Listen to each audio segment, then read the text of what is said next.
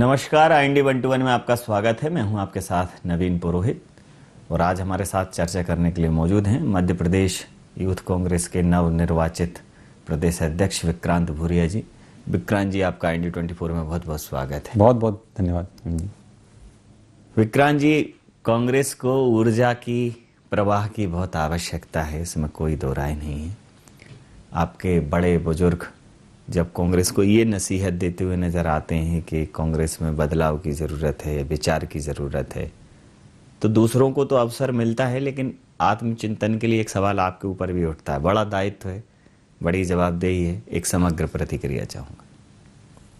बहुत बड़ी जवाबदारी है क्योंकि ये कांग्रेस के लिए संघर्ष वाला दौर है और जब भी इतिहास गवाह है कि जब जब संघर्ष हुआ है उसमें सबसे आगे युवा रहे हैं और युवा कांग्रेस के होने के नाते ये मेरी पूरी जवाबदारी बनती है कि इस संघर्ष से किस तरह से युवाओं को वापस मजबूत करा जाए।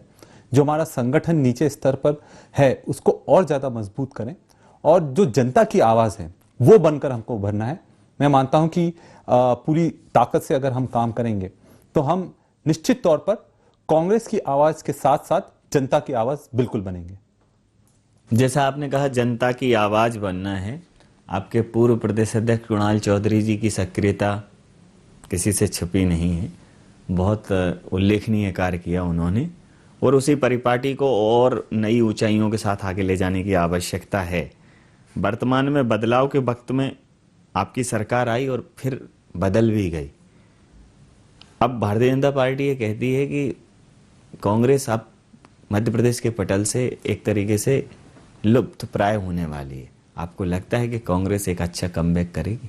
जबरदस्त कमबैक करेगी। आप देखिएगा कि आने वाले समय में जिस तरह से अब संगठन पर कार्य हमारे कांग्रेस पार्टी में भी और युवा कांग्रेस में भी चालू हुआ है, ये निश्चित तौर पर जो नींव रखेगा ये आने वाले 10 साल की नींव रखेगा क्योंकि ये संगठन की ताकत होती है और संगठन एक दिन में तैयार नहीं होता है, उसको लगता है, सालों की तपस्या लगती है।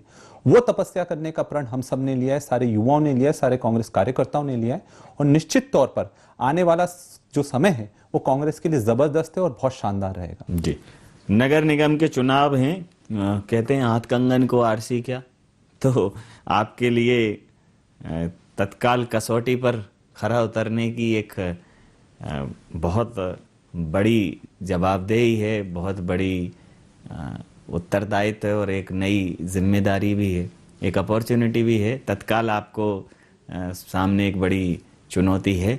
नगर निगम के जो चुनाव होंगे उन चुनावों में पूरे मध्य प्रदेश में 16 नगर निगम हैं, फिर उसके बाद नगर पालिकाएँ हैं, नगर पंचायतें हैं, तो बहुत क्लोजली कनेक्ट होता है नगर निगम से जुड़े हुए आम जनता के जीवन से। बड़ा नगर निगम बहुत नज़दीक से जुड़ा रहता है। तो ये एक कम समय में आपको बहुत भ्रमण करना पड़ेगा पूरे प्रदेश में, इसके लिए यूथ को सक्रिय करना पड़ेगा। तो क्या कुछ एक्शन प्लान रहेंगे नगर निगम को लेकर?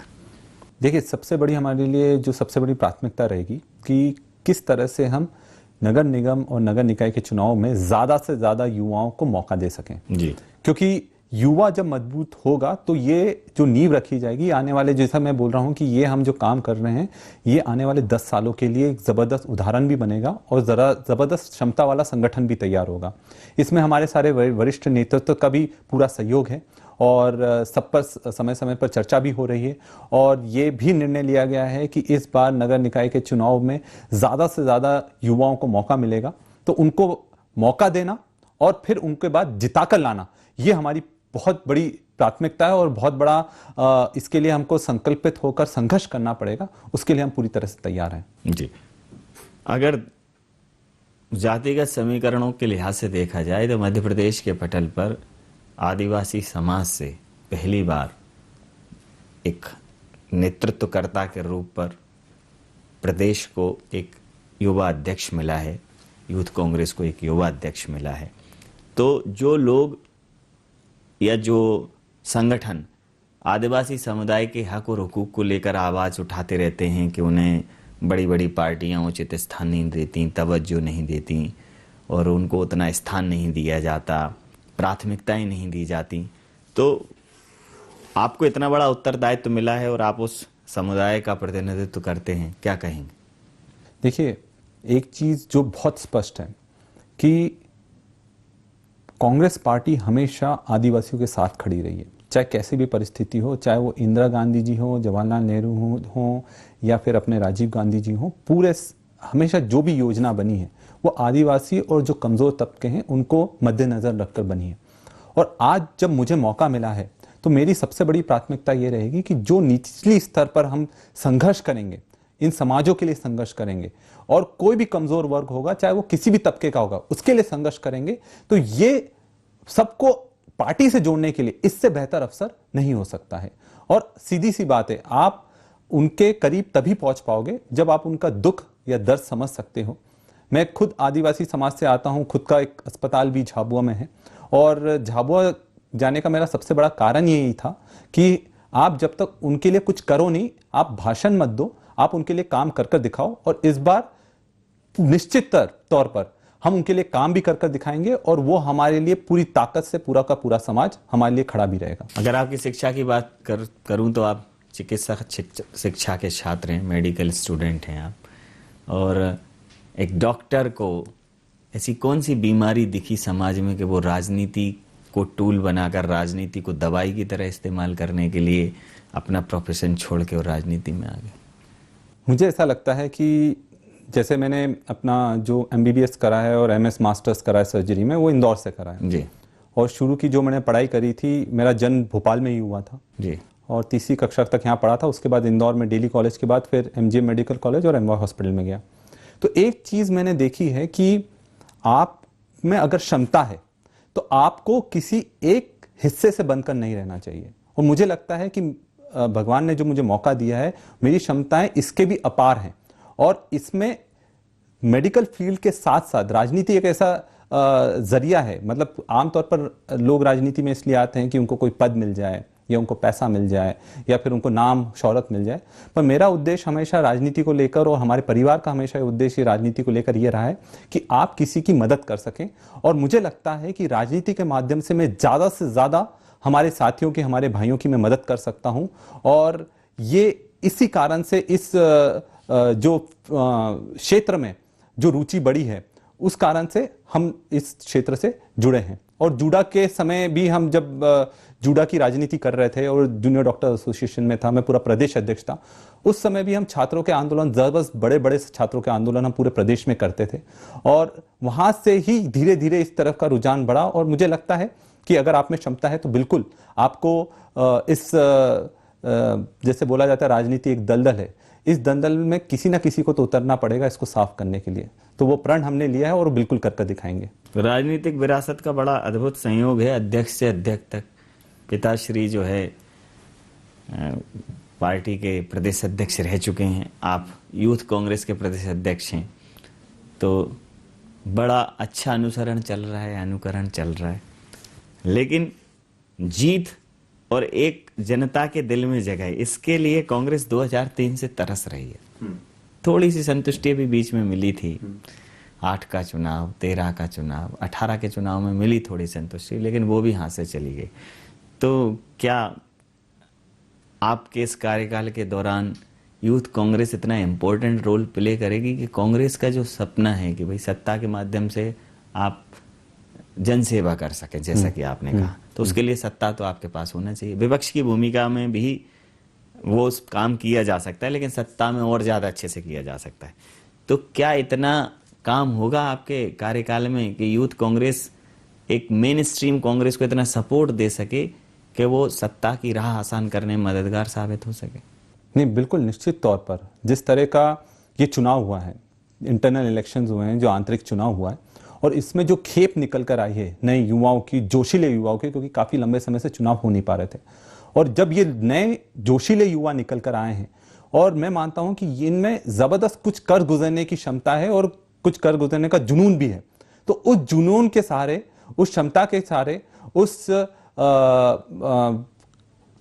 डेडिकेशन के सहारे हम ये चीज़ को पूरी तरह से ध्यान में रखते हुए कांग्रेस को जनता तक ले जाएंगे, जनमानस की भावनाओं के लिए तैयार करेंगे। और मुझे पूरा भरोसा है कि जैसा कि आपने बोला है कि कांग्रेस को इससे जो ताकत मिलेगी, जो ऊर्जा मिलेगी, वो कहीं ना कहीं आने वाले समय में उसके लिए बहुत बड़ा वरदान साबित होगी। जी, राहुल गांधी को राष्ट्रीय परिहास का विषय बना दिया। एक ऐसा चरित्र चित्रण कर दिया गया है उनके विषय में कि जैसे एक अबोध व्यक्ति हों, बहुत ज़्यादा सामाजिक सरोकारों से उनका वास्ता नहीं हो, तमाम तरीके की संज्ञाओं से उन्हें नवाजा गया है। और कांग्रेस है कि राहुल गांधी जी के नेतृत्व के इर्द गिर्द ही घूम रही है, राहुल गांधी जी के आसपास घूम रही है। राहुल जी के अंदर इतनी संभावनाएं देखने का क्या कारण है? गांधी नेहरू परिवार से उनका वास्ता या वाकई में एक विलक्षण प्रतिभाशाली युवा? देखिए, जो राहुल गांधी जी को बहुत करीब से जानते हैं, he is the man of his words, और जो उनके मन में भावनाएं रहती हैं वो जनता के प्रति कूट कूट कर भरी हुई हैं। और मैं मानता हूं कि राजनीति एक ऐसा जरिया, जैसे मैंने बोला कि मेरा उद्देश्य था लोगों का कल्याण करना, इस कारण से जो मैं राजनीति में आया हूं, वो भी राजनीति में इसलिए आए क्योंकि वो चाहते थे कि देश गलत हाथों में नहीं जाए और पूंजीवादी ताकतों के हाथों में नहीं जाए। आज उनका जो चित्रण खराब करने का या फिर जो उनको गलत तरीके से प्रोजेक्ट करा जाता है, इसमें बड़े बड़े कॉरपोरेट, बड़े बड़े मीडिया हाउसेस, बड़े बड़े लोग लगे हुए हैं जो इस तरह का चाहते नहीं है कि जो जनता की बात करे वो निकल कर आए। वो यही चाहते हैं कि जो पूंजीवादियों की मदद करे वो सामने आए। और अभी जो केंद्र सरकार बैठी हुई है वो पूरी तरह से पूंजीवादियों के हाथ में खेल रही है। पर मैंने ये देखा है कि राजनीति में पहले आना या पहले पाने से आपका कुछ नहीं होगा। जो व्यक्ति आखिरी तक, दम तक लड़ाई लड़ेगा, जो आखिरी तक टिकेगा, वही आगे राजनीति में लगेगा और जनता के दिलों पर वही राज करेगा। तो मेरे को पूरा भरोसा है आने वाले समय में जो जितनी भी गलत चीजें उनके बारे में कही गई हैं वो जनता को भी पता लगेगी और जनता तक भी पहुंचेगी। और कहीं ना कहीं आने वाला समय बिल्कुल राहुल गांधी जी का है और कांग्रेस पार्टी का है। किसान आंदोलन के पक्ष में कांग्रेस खड़ी है, उसको इस तरह से जोड़कर देखा जा रहा है कि जब भी राष्ट्र विरोधी कोई बात होती है कांग्रेस उसमें कूदकर खड़ी हो जाती है। चाहे शाहीन बाग की बात हो या जेएनयू की बात हो, राहुल गांधी जी तत्काल पहुंच जाते हैं। तमाम चीज़ों को कनेक्ट कर दिया जाता है। कांग्रेस क्या मध्य प्रदेश में भी किसानों को उस आंदोलन के लिए प्रेरित करेगी या किसानों के साथ खड़ी होगी? कांग्रेस ऐसा कोई मूवमेंट मध्य प्रदेश में भी देखने को नहीं मिला है। देखिए, मध्य प्रदेश में सबसे ज़्यादा 60% से ज़्यादा किसान हैं और मध्य प्रदेश में आप देखेंगे कि आने वाले समय में जिस तरह से बीजेपी कोशिश करती है कि जहाँ जहाँ इनकी सरकार है उसमें पूरी तरह से किसानों को भ्रमित करने की कोशिश करी जा रही है कि इससे आपका भला होगा। एक बहुत बड़ा, मैं आपके चैनल के माध्यम से मैं एक बहुत बड़ा खुलासा करना चाहूँगा कि ये जो पूरे 3 काले कानून बने हैं, ये पूरे के पूरे 3 काले कानून उद्योगपतियों, बड़े बड़े उद्योगपतियों को फायदा पहुंचाने के लिए है। और ये जो पूरा का पूरा जो खेल है वो 12 अरब रुपए का खेल है, क्योंकि जो खुदरा बाजार है उस पर कंट्रोल, उसका नियंत्रण पर का पूरा खेल चल रहा है। कैसे, मैं आपको बताता हूं। तीनों कानून एक एक कर मैं समझाना चाहूंगा।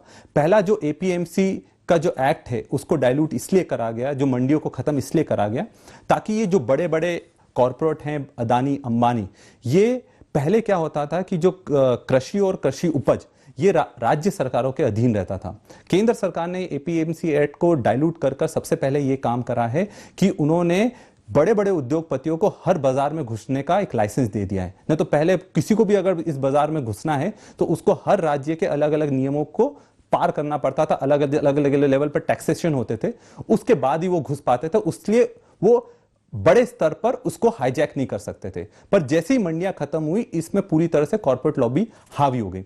अब इसके बाद जब आपने पूरे देश में आप घुस गए, दूसरा सबसे बड़ी विडंबना यह थी कि अगर आप पूरे देश में सारी लॉबी या फिर सारी कृषि उपज को अपने हाथ में ले लेंगे और किसानों के हाथ में नहीं छोड़ेंगे तो आप उसका भंडारण कहां करेंगे। यहां आया दूसरा काला कानून। दूसरा काला कानून के अधीन उन्होंने यह करा कि एसेंशियल कमोडिटी एक्ट में परिवर्तन कर भंडारण की जो अनुमति है वो दे दी। उस कारण से क्या होगा कि पहले भंडारण इसलिए नहीं करने दिया जाता था कृषि के जो बड़ी क्रॉप्स होती हैं उसका उत्पाद पर, ताकि इसकी काला बाजारी नहीं हो। इस चीज से क्या हुआ होगा कि जैसे ही भंडारण की क्षमता उनके बड़े बड़े आप स्टोरेज हाउसेस, वेयर हाउसेस उनको चालू करने की अनुमति देंगे तो इससे पूरी जो व्यवस्था है उनके हाथों में आ जाएगी। तीसरी जो सबसे बड़ी बात है, अब उनके पास भंडारण क्षमता भी आपने दे दी। अब उसमें सबसे बड़ी चोट ये थी कि अब आप किसानों को अपने अधीन कैसे करोगे और बंधुआ मजदूर की तरह कैसे करोगे। तब जाकर इन्होंने जो कॉन्ट्रैक्ट फार्मिंग का लेकर आए। और अभी आपने देखा होगा कि ये बोल जरूर रहे हैं कि किसान जो उगाएगा हम पहले से बता देंगे, उसको पहले से दे देंगे और उसको ले लेंगे। होशंगाबाद और सबदूर इस तरह के आपको उदाहरण मिलेंगे जहां उनकी उपज जरूर खरीद ली, पर व्यापारियों ने उनको, बड़े बड़े व्यापारियों ने उनको पैसा नहीं दिया और पूरी तरह से वो बंधुआ मजदूर बन जाएंगे। और जब आपके पास स्टोरेज की कैपेसिटी बड़े उद्योगपतियों के पास आ जाएगी, तो जब वो स्टॉकिंग करने के बाद आपका जो उपज बेचेगा उसको तो पूरा मुनाफा मिलेगा, पर किसान को क्या मिलेगा? किसान को सिर्फ बंधुआ मजदूर से ज्यादा कुछ नहीं बचेगा। और ये 3 चीजें मैंने इसलिए आपको समझाई है ताकि ये किसानों तक पहुंचाने का जो हमारी रणनीति है, इसको गांव-गांव, फलिए-फलिए तक पहुंचाएं। लेकिन वो तो कह रहे हैं हमने मंडी खत्म करने की बात ही नहीं की। साफ दिख रहा है मंडी खत्म करने का क्या होता है। आप ये बोलो ना कि आप एमएसपी देना चाहते हैं। मंडी का मेन उद्देश्य क्या था कि आपको मिनिमम सपोर्ट प्राइस मिलना चाहिए, किसानों को मिनिमम सपोर्ट प्राइस मिलना चाहिए। इन्होंने मिनिमम सपोर्ट प्राइस का उन 3 नियम में कहीं जिक्र ही नहीं करा। आप देखिए आने वाले समय में जो खरीदी करेगा, कोई व्यापारी अपना नुकसान थोड़ी ना करेगा, वो तो बोलेगा कि यार जो सबसे सस्ते में दे रहा है वो मैं उसका खरीद लूंगा। तो जब, और ये बोलते हैं कि पहले किसान अपनी फसल इधर नहीं बेच सकता था, उधर नहीं बेच सकता था, अब तो पूरा देश एक मार्केट है। भैया हमारे यहां पर किसानों की इतनी दुर्दशा हो गई है कि वो अपने क्षेत्र को छोड़कर नहीं जा सकता। आप ना हकीकत को देखिए, वो पहले भी जहां भी चाहे वो बेच सकता था, पर वो इसलिए नहीं जाता क्योंकि ट्रांसपोर्टेशन कॉस्ट बढ़ जाता है। आप दूर नहीं जा सकते हो, आपको बेचना है तो आसपास बेचना है। अब ये होगा कि सीधे सीधे जो किसान सस्ते में बेचने को तैयार होगा उसकी फसल खरीदी जाएगी। और आने वाले समय में जब ये इसको पूरी तरह से, पूरी ताकत से जब प्रभावी करा जाएगा, आप देखोगे कि पूरी मंडियों को भी समाप्त कर दिया जाएगा और मिनिमम सपोर्ट प्राइस जो न्यूनतम दर पर जो खरीद होती है उसको भी पूरी तरह से खत्म कर दिया जाएगा। कांग्रेस का क्या आउटलुक है? कांग्रेस ने 70 सालों को कहते हैं आप क्यों नहीं कर पाए स्वामीनाथन आयोग की रिपोर्ट, आप क्यों किसानों के हित में निर्णय नहीं ले पाए?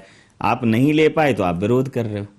देखिए किसानों के हित में जब जब जब पहले 72,000 करोड़ का लोन माफ करा था किसानों का, वो कौन थी? कांग्रेस सरकार थी। जब हमारी सरकार आई और जब मध्य प्रदेश में 26 लाख किसानों का जो कर्ज माफी हुई, वो हमारी सरकार ने करा। किसानों के लिए हमेशा सुख दुख में कांग्रेस पार्टी ही खड़ी रही। ये क्या करते हैं मैं आपको बताता हूं। ये क्या करते हैं, ये बहुत कायर लोग हैं। ये किसी के पीछे छुपने की कोशिश करते हैं। कभी धर्म के पीछे छुपने की कोशिश करते हैं, उसको ढाल बनाते हैं। कभी मंदिर को अपने ढाल बनाते हैं, कभी खालिस्तान को अपनी ढाल बनाते हैं। जैसे आपने सुना होगा किसान वहां आंदोलन कर रहे हैं तो बोलते हैं तो खालिस्तान के लोग हैं, ये तो खालिस्तान के लोग हैं। खालिस्तान वालों ने खून बहाया मासूम लोगों का, उसके लिए वो दोषी हैं। और आपने अभी तक 30 के ऊपर किसानों ने आत्महत्या कर ली, आप दोषी नहीं हो। तो ये लोग छुपने वाले लोग हैं, कायर लोग हैं। ये आगे नहीं आते, नियमों के पीछे छुपते हैं, इतिहास के पीछे छुपते हैं। आपको जब सत्ता मिली है आप अभी कर दिखाओ। और हमारा काम है विपक्ष के रूप में कि अगर कोई गलत हो रहा है तो उसको हम सहन नहीं करेंगे और किसानों की आवाज तो हम बंद कर रहेंगे। और जहां मध्य प्रदेश में ये आवाज अभी तक उठी नहीं है। मध्य प्रदेश में आवाज अब उठने वाली है। गांव गांव फलिए फलिए तक जाकर हम आंदोलन करेंगे और उसमें आप देखोगे कि ये किसानों की आवाज बहुत प्रभावी तरीके से प्रदेश पटल पर भी रखी जाएगी और राष्ट्रीय पटल पर भी रखी जाएगी। जैसा आपने कहा है कि किसानों की आवाज रखी जाएगी। मध्य प्रदेश की अगर बात करें तो मध्य प्रदेश में तो कहा जा रहा है कि कांग्रेस का मतलब ही कमलनाथ जी हो गया है। प्रदेश अध्यक्ष भी वही हैं, नेता प्रतिपक्ष के दावेदार भी वही हैं, मुख्यमंत्री जी की बात होती है तो मुख्यमंत्री के प्रतिनिधि के बतौर भी उन्हीं का नाम जाता है। तो एक ही चेहरे के इर्द गिर्द घूम गई है। कमलनाथ जी के अलावा कांग्रेस में कुछ दिख नहीं रहा है, ऐसा एक आरोप भारतीय जनता पार्टी लगाती है। तो भारतीय जनता पार्टी से मैं पूछना चाहूंगा कि मोदी जी और अमित शाह के अलावा उनकी पार्टी में बचा कौन है? सब तो बंधुआ, उनके यहाँ भी बंधुआ मजदूर हैं, चाहे वो मंत्री हो। तो मतलब आप ये स्वीकार करते हैं कि आपकी और उनकी स्थिति एक जैसी नहीं? पर सबसे पहले सवाल की मैं बात कर रहा हूं कि अगर वो ये इस तरह का आरोप लगाते हैं, जब पूरी बीजेपी का आज मतलब क्या हो गया? आज कोई बीजेपी दूसरे जिस सिद्धांत से बीजेपी की रचना हुई थी उसके विपरीत चल रहे हैं। पूरी तरह से कॉर्पोरेट लॉबी उन पर हावी हो गई है और यही 2 चेहरे हैं जो पूरा डिसाइड करते हैं कि आखिरी लेवल तक क्या होगा। यहां पर राजनीति तो बची ना, व्यक्ति बचा है। जो दिल्ली वालों को पसंद है वो मध्य प्रदेश में होगा। मैं बता दूं आज भी ये चीज चल रही है कि शिवराज सिंह चौहान जी को ऊपर से पहले ही आ जाता है कि 6 महीने में आपको ये प्रोग्राम करने हैं। उनका व्यक्तिगत तो पूरा रोल खत्म कर दिया गया है। तो आप ये समझिए कि जब उनकी पार्टी में होता है तो वो सही है, जब हमारी पार्टी में अगर कोई व्यक्ति इतना काबिल है, इतना लायक है और सब लोग उसके आसपास काम करने के लिए तैयार है, एक छत्र छाया में काम करने के लिए तैयार है, तो इसमें बीजेपी वालों को आपत्ति क्यों होती है? जी, ये सवाल आपने पूछा है। लेकिन बीजेपी वालों को आपत्ति इसलिए हुई, मौका दिया ना आपने। आपके कितने लोग छोड़ के गए हैं? आपके बड़े नेता छोड़ के चले गए, ज्योतिरादित्य जी जैसे आपके जो युवा और ऊर्जावान चेहरे थे जो प्रदेश का नेतृत्व करते थे, चुनाव अभियान समिति के अध्यक्ष रहे वो 2 बार, और वही हाथ से चले गए। देखिए, पार्टी की विचारधारा के साथ कभी समझौता नहीं हो सकता, है ना। जो लोग पार्टी छोड़कर गए हैं उनका व्यक्तिगत स्वार्थ होगा, जो लोग पार्टी छोड़कर जाना चाहते हैं उनका व्यक्तिगत स्वार्थ होगा। हम लोग कांग्रेस के कट्टर कार्यकर्ता हैं और हमारे खून में कांग्रेस है, और हमारी जो विचारधारा है कि हमारे लिए सबसे पहले कमजोर वर्ग और जो शोषित वर्ग है वो आता है, आगे भी रहेगा। और मुझे पूरा भरोसा है कि आप देखिए धीरे धीरे धीरे जो कांग्रेस को वापस से नई रणनीति पर काम करना और पूरी ताकत से खड़ा करने का जो दायित्व मिला है वो हम बखूबी निभाएंगे। और पार्टी नेता को कौन बनाता है? नेता को कार्यकर्ता बनाते हैं ना, और कार्यकर्ता आज भी हमारे साथ उसी ताकत से मुस्तैदी से खड़े हैं जैसे पहले खड़े थे। विपक्ष में एक अच्छी संख्या बल के तौर पर आप हैं, भले ही आपके बहुत सारे लोग चले गए, लेकिन 29 सीटों पर जब चुनाव हुए तो 9 सीटें और आपको मिली, तो एक अच्छी संख्या इस बार आपके पास है। कोई ऐसा नहीं है कि बहुत कमजोर विपक्ष हो।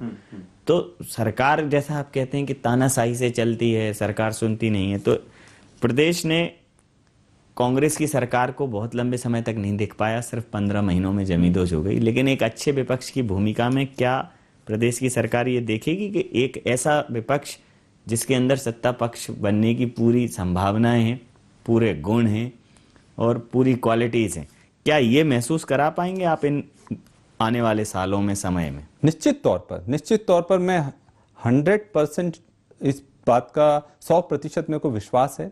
और जिस तरह से हम काम कर रहे हैं, आपने जहां जनता के लिए आप लड़ाई लड़ने लगे, उनसे दिल से जुड़ने लगे, उनके मुद्दों पर आप आकर लड़ाई लड़ने लगे, निश्चित तौर पर कोई भी कांग्रेस पार्टी को नहीं रोक सकता। जो 2023 में है, मैं आपको बता रहा हूं, हमारी सरकार बनेगी और आप आज हम बैठे हैं, उस टाइम भी जब 2023 में हम जीत जाएंगे, हम फिर यहां आकर आपसे बात करेंगे और आपको बोलेंगे कि हमने जो काम करा था वो कर दिखाया है। जी, बतौर यूथ कांग्रेस अध्यक्ष क्या प्राथमिकताएं क्या रहने वाली हैं सबसे ज्यादा? क्योंकि सांगठनिक रूप से कांग्रेस हमेशा कमजोर रही है, ये कहा जाता है, तो क्या सांगठनिक दक्षता बढ़ाएंगे? यूथ कांग्रेस की जो सांगठनिक संरचना उसको इतना मजबूत करेंगे कि गांव-गांव, बूथ-बूथ तक पहुंचे वो?